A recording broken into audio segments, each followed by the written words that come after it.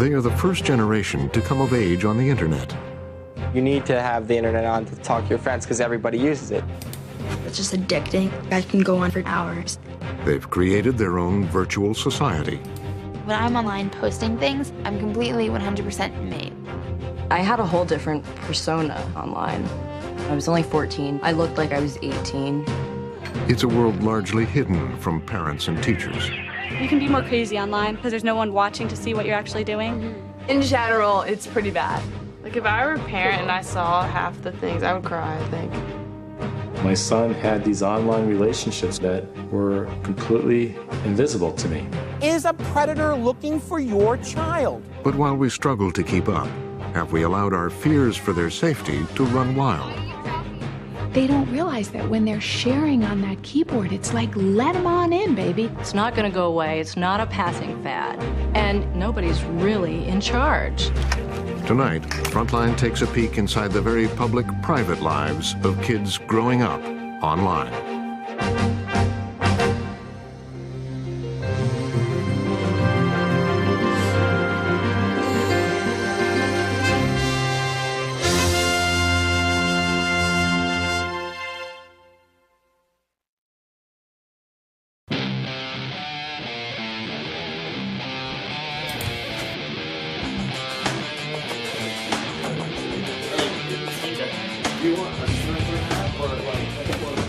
Like a closed combat map?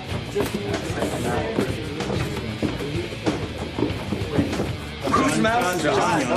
You'll laugh when you get dominated in the face by it. Well, they wanted the funniest. Why'd you turn the firewall on? Are we turning on? Yeah, turn on. Ah! Oh, yeah. It's Friday night, and 6 friends are having a party. I might as well just like... They've set up camp in a basement rec room with desktop computers, high-definition monitors, and an excess of caffeine. Oh, good ride. No! Within minutes, they're locked in battle. Enemy down! There you go. There you go. Die. Oh, man. Across town at a local community center, another party is getting started.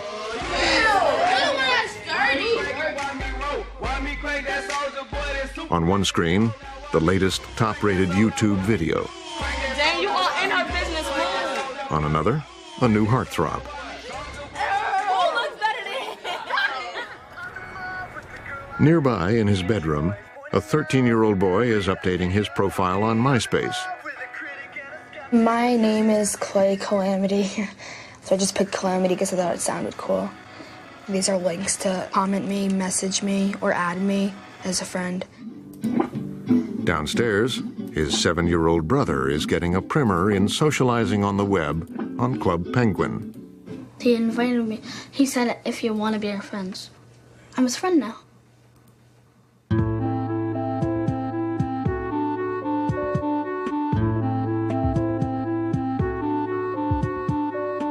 This is Morris County, New Jersey, but it could be anywhere in America.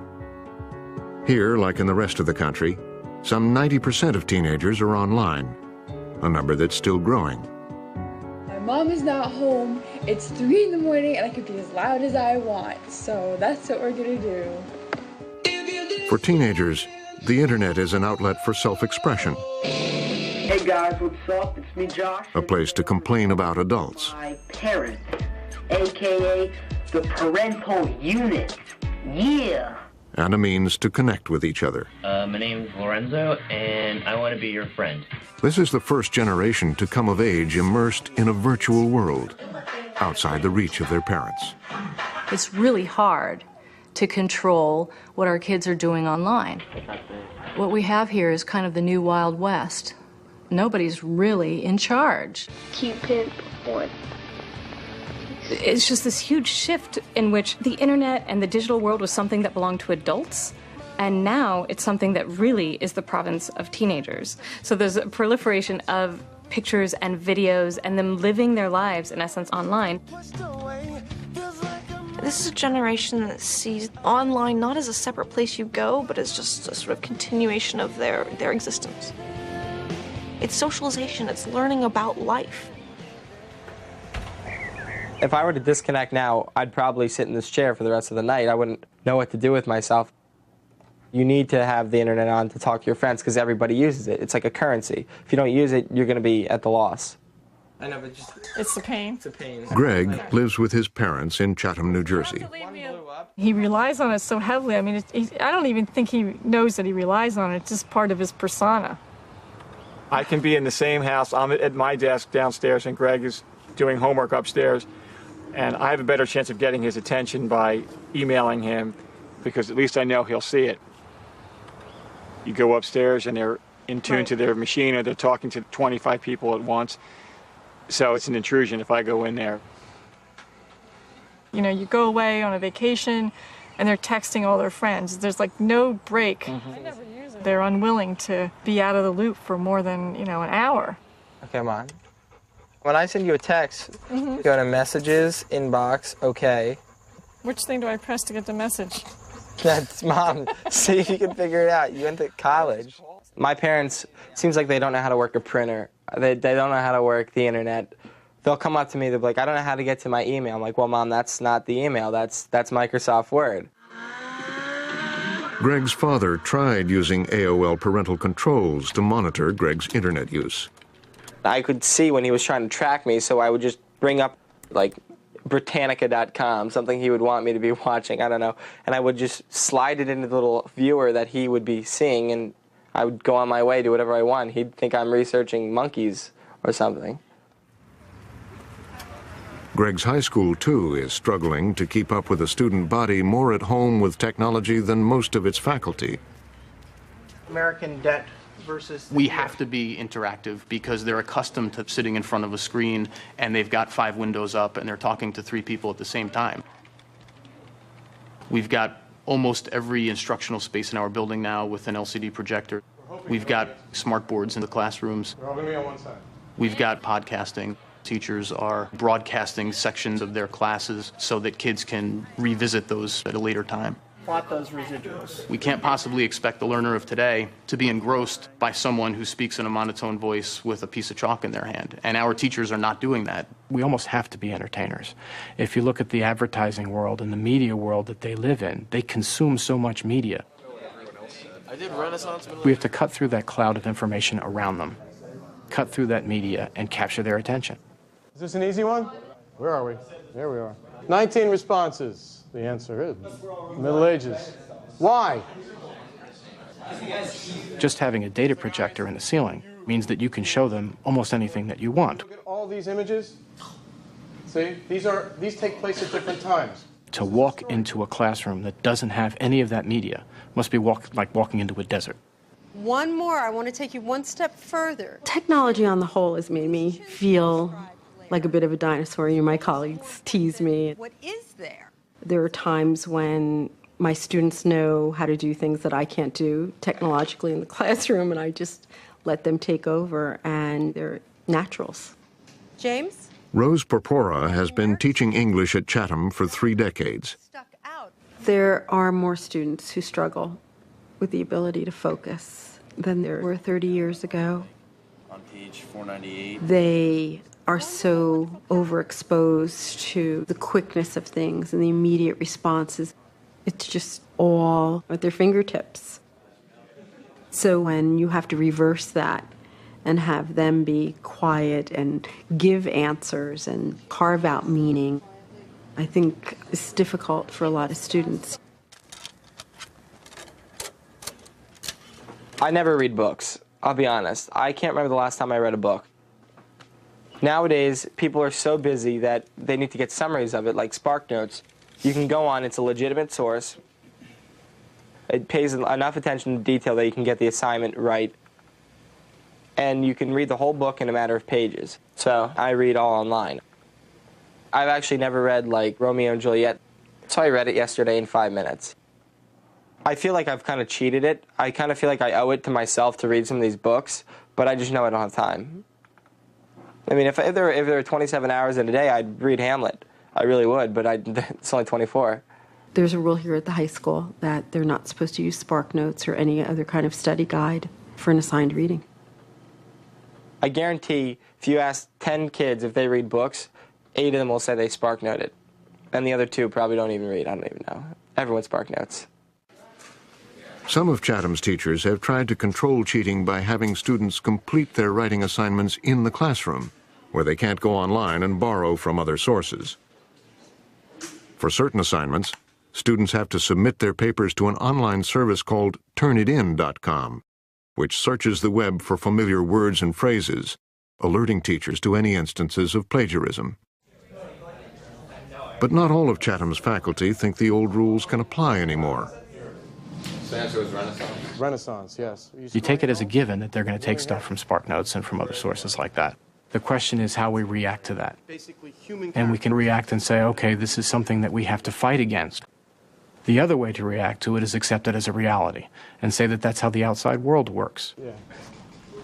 If I can find someone who's working in advertising and who knows how to push a product and they can collect information from other sources and borrow and steal and put it together and reshape it, isn't that a skill that I want them to have? Yes, that's right. Are you saying cheating is okay? I'm not saying that cheating is okay. I'm saying that cheating is something you have to look at closer to say what is cheating and what's not cheating. Why does she create such polar opposites? Salty? I feel as though I'm fighting a good fight. I'm trying to hang on to what I think is the most important part of what I do. Who's next? But my time is over. This is too much for me. It's not the educational arena that I entered into. Okay, tomorrow's linking verb quiz. Okay. When school lets out, kids flock to their phones or laptops to log on to social networking sites, electronic hangouts, which have largely replaced real ones. The 2 most popular, MySpace and Facebook, have over 160 million members combined. I know, exactly. Pretty much everyone has one. It's like a section of the internet that is your own. Like, you can make it your personality exactly. Like, everyone has a MySpace. You can find the geeks, the nerds, the popular people, just all sorts of people. At the heart of the social networking site is the profile page, the hub of teens' online social lives. Here, they describe themselves, post photos, receive comments from people, list their favorite bands, and most of all, accumulate friends. If I get on it, I won't get off till my mom tells me to get off. I just stay on MySpace. Like, you just message your friends and leave comments and picture comments, take pictures, like pretty pictures, and you put it on MySpace, and people comment it. And MySpace is a big thing, yeah, it is. It'll tell you who's in a relationship, who's not in a relationship, when someone breaks up or when someone gets together. On MySpace and Facebook, kids vie for who can collect the most online friends. There was a competition to who could have friends, most Yeah, friends. that was the big thing at first. That was huge. At first, yeah. But now I have 2,000. Blah, blah, Yeah. blah. And like most of them, you don't even know. You don't if know, you you have just add 2,000. Because you have to admit, you really only know about 200 people. Like, Mm-hmm. you actually met them in person, you know stuff about them. You're only best friends with like 50 people. And having 2,000 friends, you're like, oh, she's a fake, or he's a fake. Oh my God! Social networking sites are also increasingly the place where kids hash out their conflicts. At Morristown High School in the fall of 2006, 2 groups of girls began trading insults on MySpace. Oh, I like this song, yo. We would leave comments on their pages and leave messages to them, just talking junk, and we just picked a big fight for no reason over MySpace. The whole, like, verbal fighting was all on MySpace, never in front of, like, you know, never in school, always on MySpace. Like, they would never confront us about anything. They kept on and kept on and kept on, and they would not stop. They had left a comment on one of my friends' page talking about me, so I got real mad. So I was just like, okay, you talking all this junk about me, and you can't say it to my face, I'm right here. And so she got up, and we started fighting. These 2 girls just went at it. You know, they were just, like, beating each other up. Yeah, chairs being thrown. Security guards, and then kids just busted out their phones and were videotaping this thing. You know, why not? Get some cool memory of it. And someone posted on YouTube. Yeah, it's a pretty good video.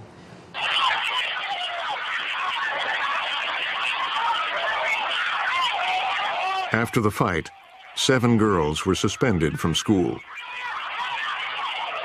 Kind of made us famous. People be like, yo, I just seen y'all on YouTube. You serious? Like, everybody was just going crazy with the video. Everything happened like not fast, but it happened in the blur. Like, oh, I want to fight you so much and I hate you, I want to beat you up. And now that you think about it, damn, my college is probably gonna see it. I probably can't get this or that. Everything's out there. And it sucks. They're definitely more comfortable being very public than we were. Discretion, privacy almost seem like a thing of the past. I think what we take so seriously, they take much less seriously. I've had like relationships with guys online, but like in school or in public, we're not actually friends. Like we're friends, but it's not like, oh, like, yo, come over to my house tonight. It's all online. Might go to guidance. Before she started going online, Sarah was more reserved. Like once I was talking to my friend and he was like, send me a picture. I was like, I don't want to send my like a naked picture of myself because I'm not comfortable with like my naked body. He's like, fine, send it with like minimal clothing on and I'll send you one of me. So we're like, okay. So I went in my bathroom and I took the picture and then I uploaded my computer and I emailed it to him and then I deleted it off my computer and it just was like something to do. It was like, didn't really mean anything. Like it was just like a picture. Candy kids, we take to the streets till the sun comes up. I used to have 4 pages of myself on MySpace, but I lowered it down to 1. Yeah. And like in the pictures, like you kind of want to look hot, but you don't want to look too hot so people think, ew, whore. 6 on like Scotch tape. Oh, look at that dimple. My pictures, I try to smile on the side because my dimple. That's me, hood princess. I like moving around, posing, doing Model this, shots. doing that. Yeah, model shots.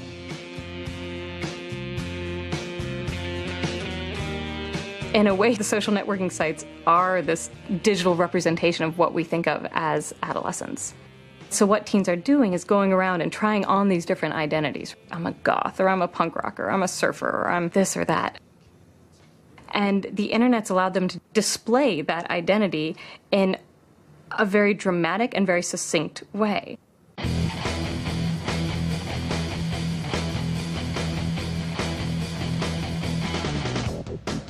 I didn't want to be known as Jess. That was the last thing that I ever wanted, because all it did was remind me of the girl who had no friends. And I wanted to be the total opposite.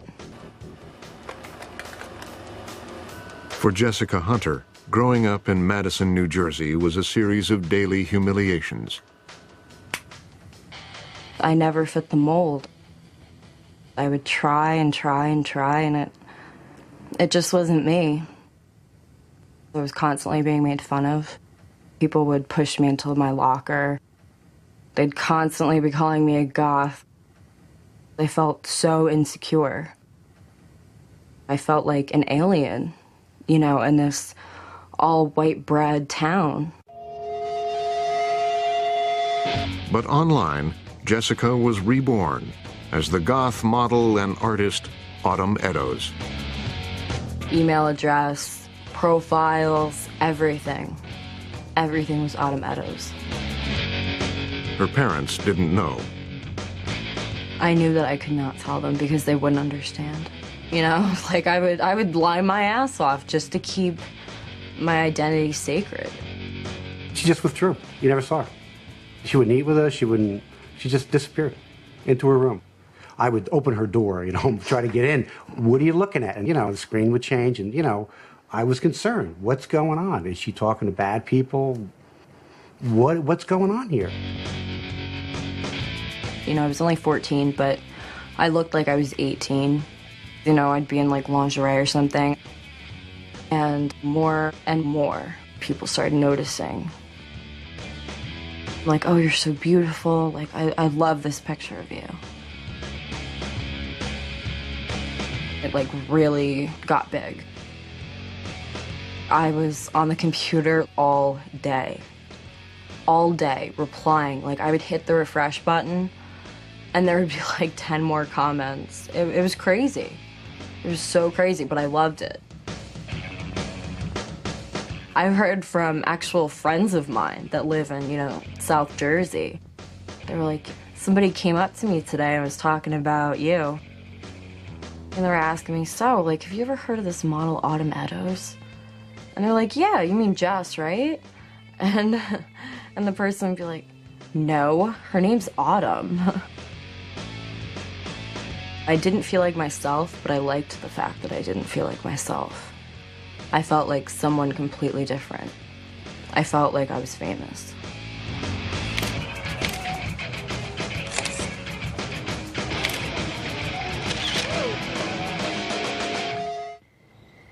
I get a phone call, and the principal says one of the parents had seen disturbing photographs and material. Mostly it was the photographs of Jessica, and they were considered to be pornographic as far as she was concerned. I had no idea what she was doing, no idea what was going on the internet. That was a big surprise.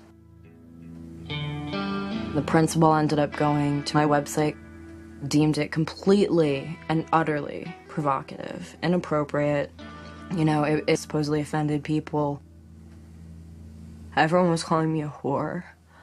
When really the pictures were, in comparison to the things that I've seen on the internet, they really were not terrible. Compared to, the girls that are just taking pictures of their butts, just with like a thong. And that's what other girls would do, like all throughout my school. Jessica's parents felt they had to intervene.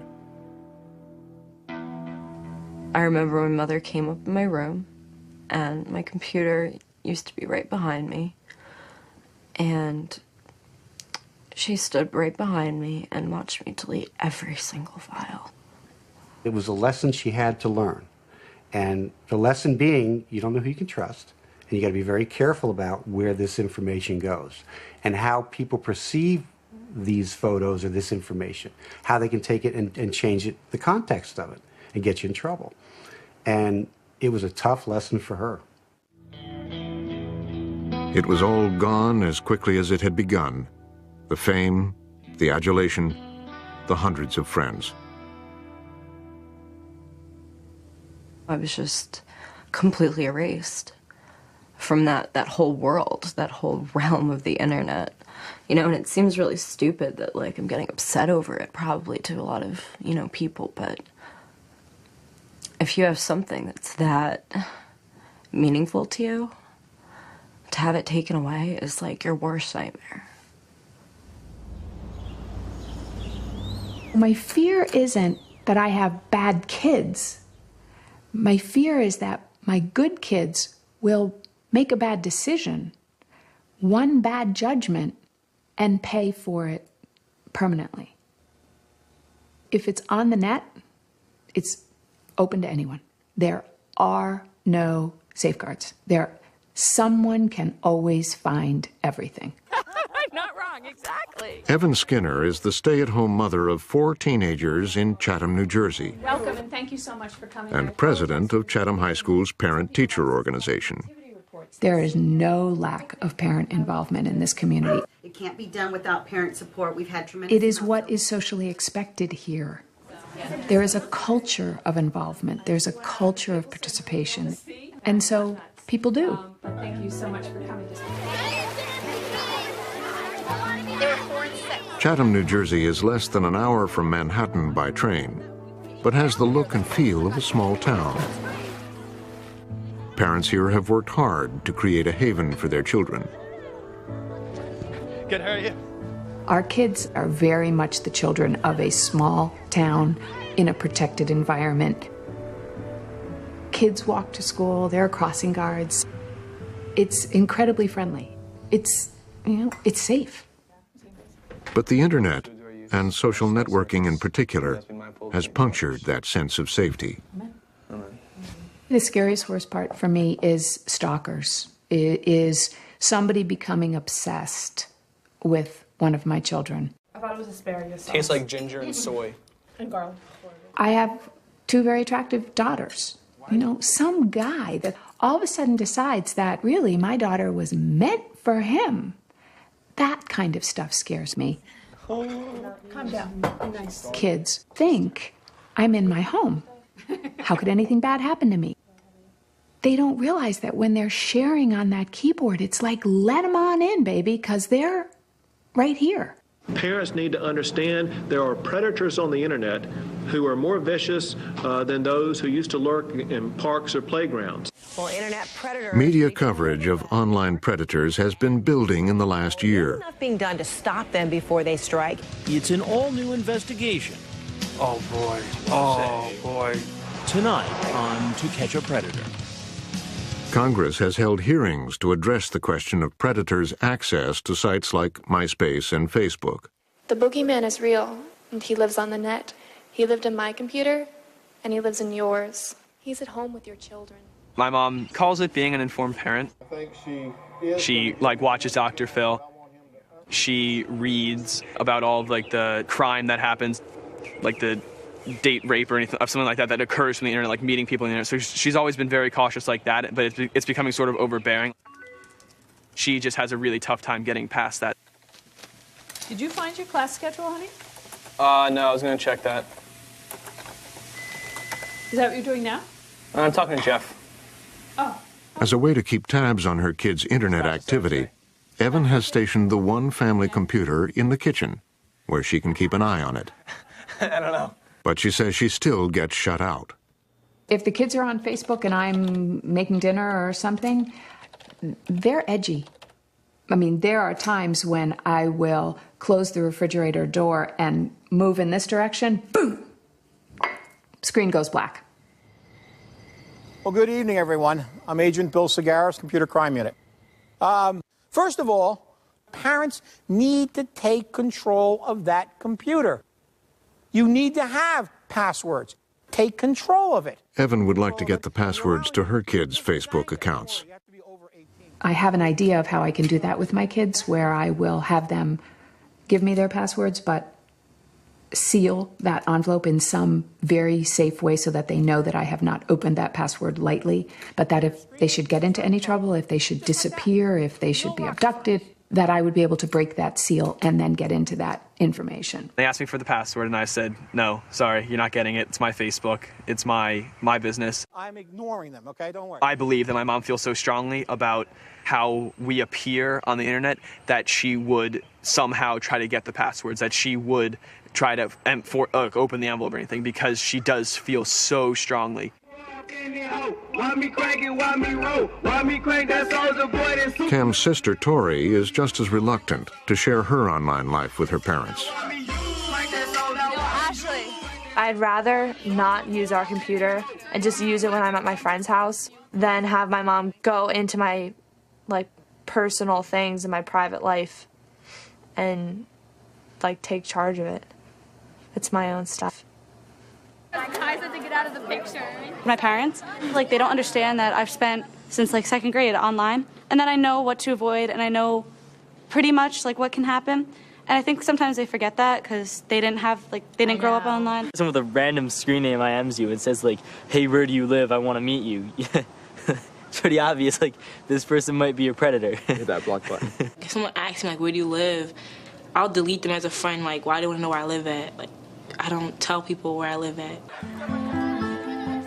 There has only been one major study of the threat of sexual predators online. Funded by the Department of Justice, the study confirmed what many kids have been saying all along, that most of them know to ignore unwanted solicitations they receive on the internet. Most kids, they're not looking for trouble. The vast majority are just socializing with their friends at school. And when these weird guys send them a message, they just delete them. The study reported that 1 in 7 kids said they had been sexually solicited online. But researchers found most of those solicitations were mild. Most of the sexual encounters, most of the sexual solicitations, they're not that big a deal when you actually look at them. Oh my God. Most of it is the 19-year-old saying to the 17-year-old, hey, baby. Is that really the image that we come to when we think about sexual solicitations? No. And we have found kids who have engaged in risky behavior online. Fact is, they've engaged in a lot more risky behavior offline. Sexual predators are a risk, but all the cases, known cases of sexual exploitation involving social networks, have involved kids who have gone out looking for a meeting with somebody. They were not deceived. We need to start thinking about our kids less as victims and more as participants. All right, I'm texting Mike now. Real problems, real damage can result because of things that teenagers do to themselves and each other. And that's what we need to be thinking about.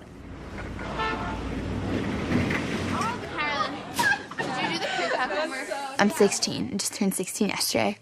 I'm a swimmer. I've been swimming for 7 years. I play golf. I'm really fun and outgoing. And I work hard in school. And a lot of the people in my school are like, wow, she's smart. Nice. And I know what it means, like nobody else does. It's weird because I have like this one life that's fake. That's like the happy-go-lucky, whatever, and then I have the real me. When I'm online, I'm the real person. I'm completely 100% me. Like, I'll talk about anything to these people because I know they won't judge me. Sometimes it makes me feel better because it's like, oh, there's people out here like me. Like, I can have a little like niche of my own, a little comfort zone. But sometimes it makes me feel worse because I know how many people are suffering like me. That is beautiful. Sarah has an eating disorder. I'll go on websites, I'll go on forums, I'll look for something called Thinspiration, which is basically inspiration to stay and become thinner than I am now. It's just like, here's other people who can do it. Look, this woman, she did it, I can do it too. She has a personal trainer, which she is probably anorexic or has an eating disorder. What the internet has done is provided these forums for anorexics who want to be anorexic to meet one another. They almost deify anorexia. They call anorexia Anna and then elevate Anna to the goddess Anna. They say they're praying to the goddess Anna or they're asking Anna for help.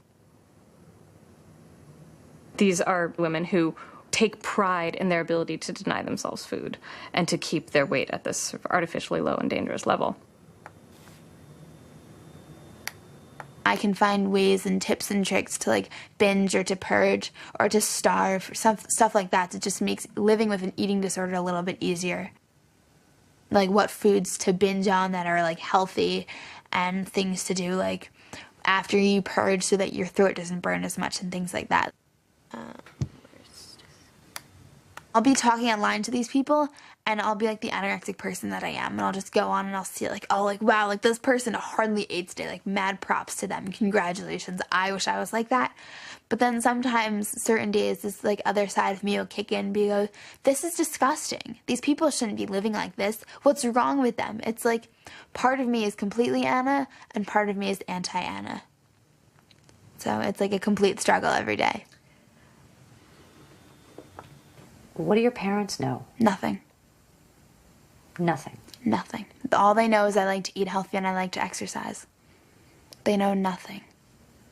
It really helps for me to talk out my feelings to someone and know that people are listening. Why tell their parents when they have the whole world to talk to? You know, it's better than talking to the people in my life. So if I put it out here, at least I'm getting it out, you know, and you guys can make what you want. The internet is always a willing listener.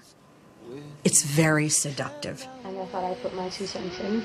You can do it in the middle of the night when you can't sleep. You can do it when you're tired without any makeup. I'm really bored. And you forget who can see the things you're writing. You forget the impact it may have in your life and on others. To you, it's you and the internet and the people you want to read it, not necessarily everyone who does. It's like second nature for me. I go on YouTube and I When you combine those things with the immediacy and the power of the technology to allow them to act on impulse, that's when everybody gets into trouble.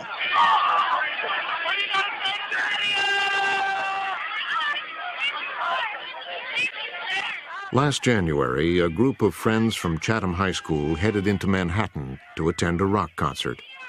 Evan Skinner's son, Cam, was among them.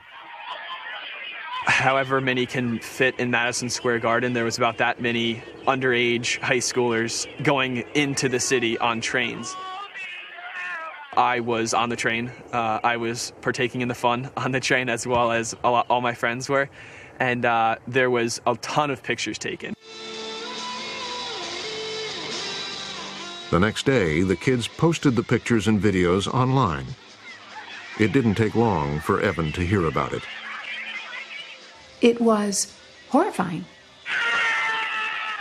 Open, public drinking, vomiting on the trains going in, on the trains going out. I'm talking about hundreds of kids, 3 emergency rooms around Madison Square Garden who had to close because they had so many kids. Madison Square Garden ran out of wheelchairs to take drunken and unconscious children out of that place. Stop being a bitch, get up! Well, I found out through one of the parents. And because I was the PTO president, I elected to share that information. I got a video. Put that on YouTube. I will. My mom decided that it was her duty, her civic duty, to send out an email to all the parents in the high school describing the events of the concert and the events on the train. So when parents are reading this, they read, your son and daughter, if they went to the concert, they were drinking, and there are graphic pictures of your sons and daughters on the internet, signed Evan Skinner. Well, my God, you cannot believe the response. I got emails from people I didn't know existed.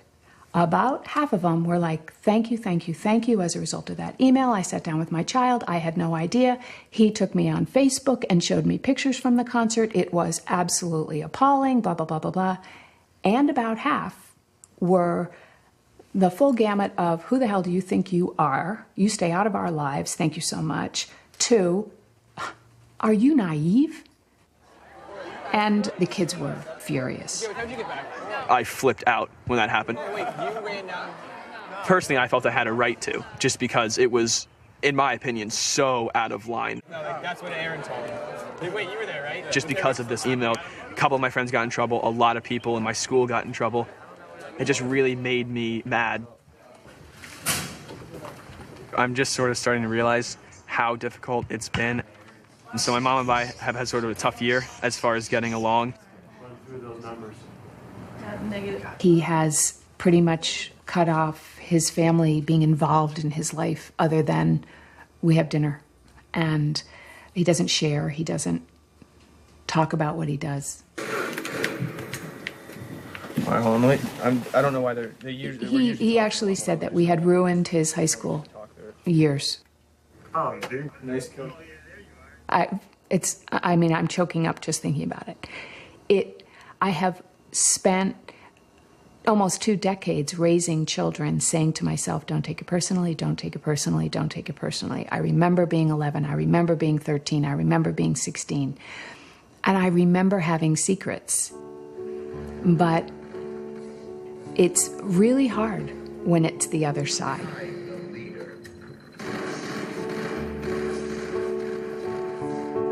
It's been said that the internet has created the greatest generation gap since the advent of rock and roll. I wonder where they'll go next. I wonder what hangout they'll find where we aren't going to be watching, because they'll find it. And there are so many devices they can use to connect. There are so many hotspots and friends' houses and libraries and cafes, all these places where they can go online where we can't control them. I clearly made a mistake putting that computer in his room.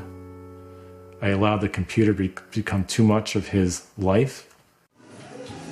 My son had these online relationships going on that were completely invisible to me. When Ryan Halligan was in 7th grade, he told his father he was being bullied and asked him to teach him how to fight. And right after Christmas, we got into a routine. We would go down into the basement after dinner and we put on the red boxing gloves. And we had this conversation one night. I said, now, Ryan, you know how to fight. The last thing I want to see happen now is that you now start picking fights at school. Don't ever want to learn that you're now the bully. But I did say to him, I said, Ryan, if that kid or any of his friends ever lay a single finger on you, you've got my full permission to wail on them. After that, things got better. Ryan told his parents the bullying had stopped. But then, in October of 2003, he killed himself. You know, all I kept asking myself was why? Why? You know, I kept crying. Why, Ryan? Why did you do this?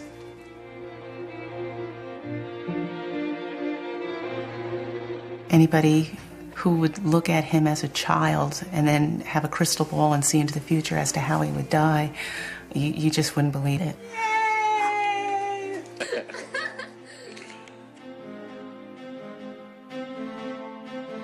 Just days after Ryan's suicide, John turned on his son's computer, looking for answers.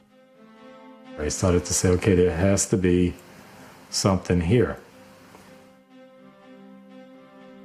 At the time, I was concerned about what everybody was concerned about, predators and pedophiles, right? I mean, that was what the media was talking about. You heard the horror stories. I thought, oh, let me go log on to his AOL account. Let me see if Ryan's friends will open up to me online.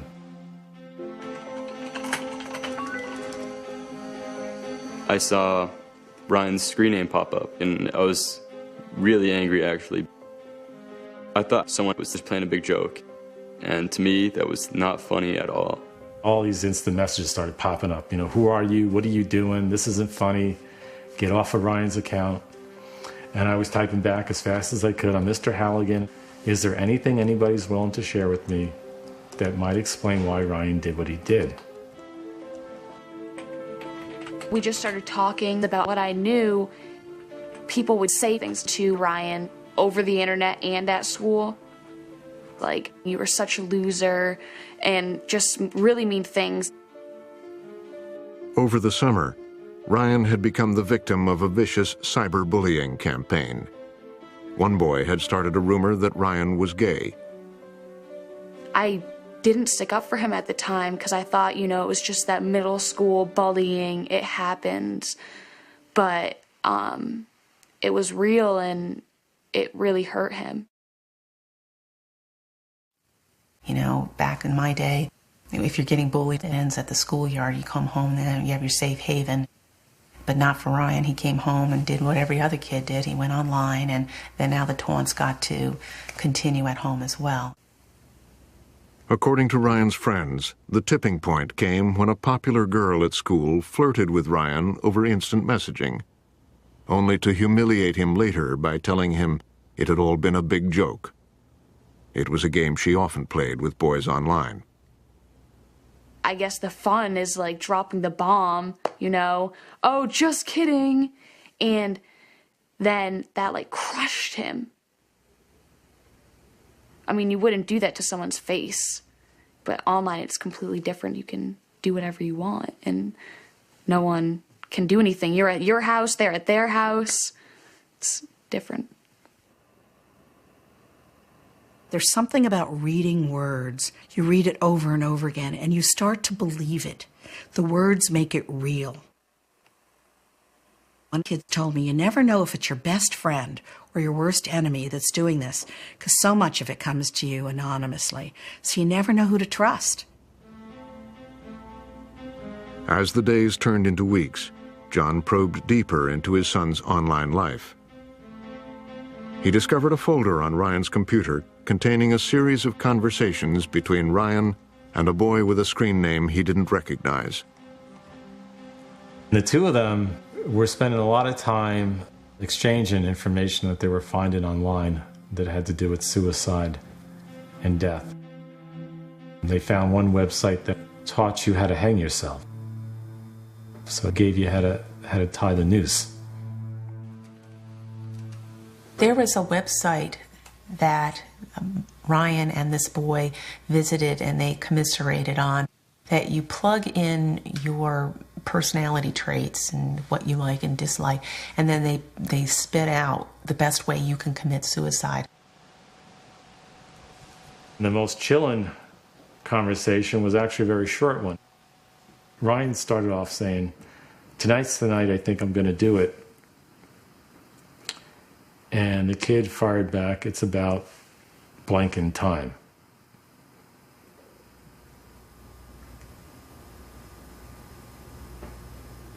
Two weeks later, in the early morning of October 7th, 2003, Ryan's sister found him hanging from a noose in his bathroom. In the weeks that followed, John felt compelled to track down the boy he thought might have been Ryan's co-conspirator. I approached him online with Ryan's ID, and I said, "I'm Ryan's dad." I asked him, were you friends with Ryan? And he said yes. And I said, "Did you guys ever talk about death and suicide?" And he said, "No." I just flat out asked him, "So what is your name?" And he gave me his real name. And while I still had him online, I called the house, and I got the father on the phone, and I introduced myself to him, and I said, "I'm afraid that your son is perhaps thinking of doing what my son had done." The response was kind of weird. It was, he first said, "Well, I know nothing about computers. I don't have an email account, so you can't email this to me." And I said, "Well, I'd like to get it to you somehow." And he said, "Well, I'll have my wife call you when she comes home from work." That evening went by, never got a call. Another day went by, no call. 4 years have gone by now, and John says he never got a satisfying response from the boy or his family. Occasionally, he still visits the boy's website, which is full of references to death and suicide. I had so much unresolved pain, and I instinctively wanted somebody to pay for this. I wanted to blame somebody so desperately. Blame.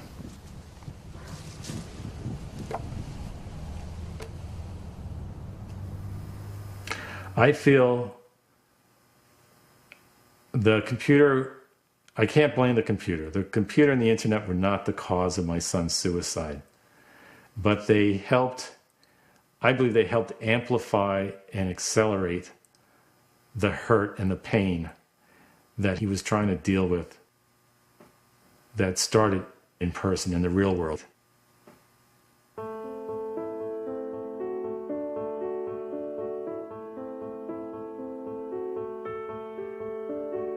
Across the country, cases of cyberbullying have been springing up more and more.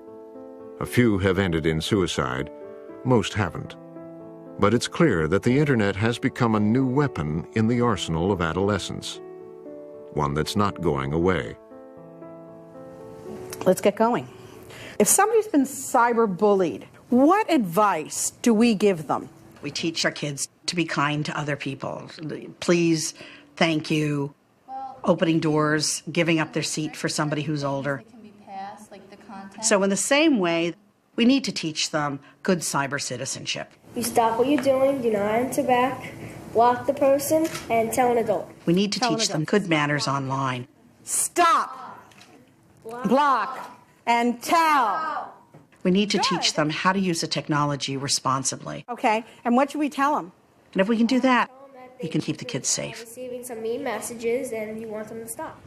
You have a generation who's faced with a society with fundamentally different properties, thanks to the internet. We can turn our backs and say this is bad, we don't want a world like this. But it's not going away. So instead of saying this is terrible, instead of saying stop MySpace, stop Facebook, stop the internet, it's a question for us of how we teach ourselves and our children to live in a society where these properties are fundamentally a way of life. This is public life today. Jess, I'll tell you, it's too much. Soon after Jessica Hunter's parents made her take down her website, she rebuilt it. She is back online as Autumn Meadows. I gotta be honest, Jessica's father is surprised to find himself supporting her. I think you're actually going to turn out okay. It took a long time for me to finally say, well, this may not be such a bad thing. She found a world that she could live in. And, you find on the internet what you want, if it's bad. If they're looking to hurt, that's what they're going to look for, and they're going to find it. But if they're looking for a way to create or to reach out, that's what they're going to find on the internet.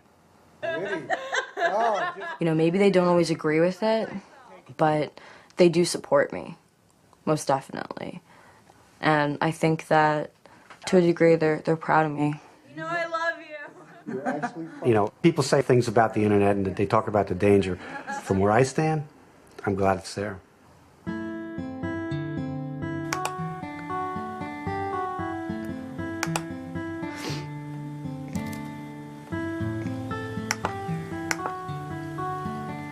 After her interview with Frontline, Sarah told her parents about her eating disorder. She started seeing a therapist.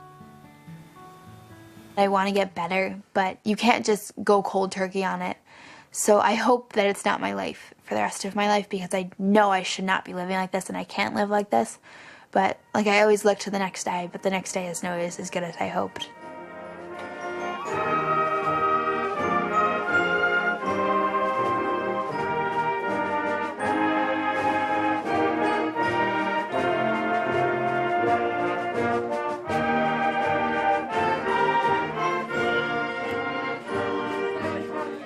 Last June, the class of 2007 graduated from Chatham High School. Graduates, we are all here to celebrate your accomplishments. And if you were... Evan Skinner was there to watch her son Cam graduate. Cam and I have gone through some rough times. I think adolescence is just the most difficult time for kids to be kids and parents to be parents. I would say that the loss of open sharing and communication is the single most painful part of being a parent for me. Greg Bucata graduated too. He had made a big decision. It'll be hard, but I need to disconnect. I need to just pull the plug on this internet life for a little bit and see what it's like. Right now, face it, all I do is sit online when I'm sitting home. Gregory William Bucata. At the Coast Guard Academy, where Greg will be attending in the fall, he will be prohibited from using cell phones or the internet for the first 2 months. His parents aren't sure he's going to make it. I think it's going to be a huge withdrawal for him. I think he's going to have trouble. Yeah, I really do, because he's never been without it. Cameron McCutcheon Skinner. Cam Skinner will also be going on to college. He says he's joined a new Facebook group for his college class of 2011. And he won't be giving his mother the password. Class of 2007, congratulations.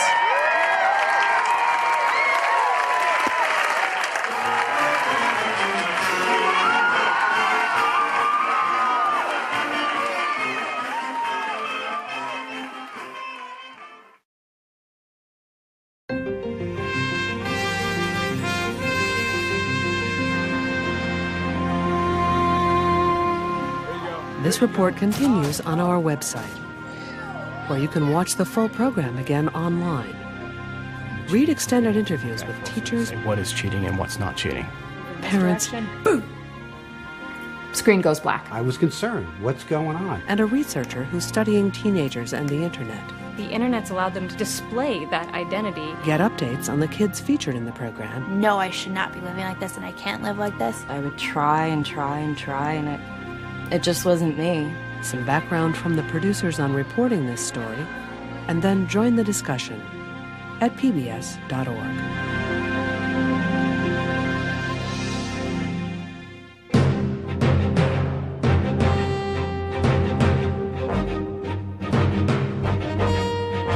Next time on Frontline, in a lawless territory, off limits to the U.S. military and the CIA, there's enemy infiltrating from Pakistan. Al-Qaeda and the Taliban have regrouped. The situation in Afghanistan is more dire than we've seen publicly portrayed. From inside this secretive land, these guys have shown they are not going to quit. Frontline investigates the return of the Taliban.